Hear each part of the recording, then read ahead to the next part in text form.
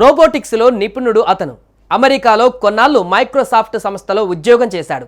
అనంతరం కుటుంబంతో కలిసి భారత్కు వచ్చి మైసూర్లో ఓ టెక్ సంస్థను ఏర్పాటు చేశాడు. ఉవ్వెత్తున దూసుకు వెళ్లిన ఈ సంస్థ ఎదుగుదలకు కరోనా వైరస్ మహమ్మారి రూపంలో బ్రేకులు వేసింది. నష్టాల్లో కూరుకుపోవడంతో కంపెనీని మూసివేసి తిరిగి అమెరికా వెళ్ళిపోయాడు. అక్కడ ఏం జరిగిందో తెలియదు కానీ కుటుంబాన్ని హత్య చేసి ఆ తర్వాత తాను బలవన్మరణానికి పాల్పడ్డాడు. భారత్కు చెందిన టెక్ వ్యవస్థాపకుడు తన భార్య కుమారుణ్ణి కాల్చి చంపి అనంతరం తాను ఆత్మహత్యకు పాల్పడ్డాడు. ఈ ఘటన అమెరికాలోని వాషింగ్టన్ రాష్ట్రం న్యూకాసిల్ సిటీలో ఏప్రిల్ 24న చోటు చేసుకున్నట్లు పోలీసులు వెల్లడించారు. ఈ దంపతులు 7 ఏళ్ల చిన్న కుమారుడు ఆ సమయంలో ఇంట్లో లేనందున ప్రాణాలతో బయటపడ్డాడు. మృతులను 57 ఏళ్ల హర్షవర్ధన్ ఎస్ కిక్కేరి, ఆయన భార్య 44 ఏళ్ల శ్వేత పన్యం, వారి 14 ఏళ్ల కుమారుడు ధ్రువగా గుర్తించారు.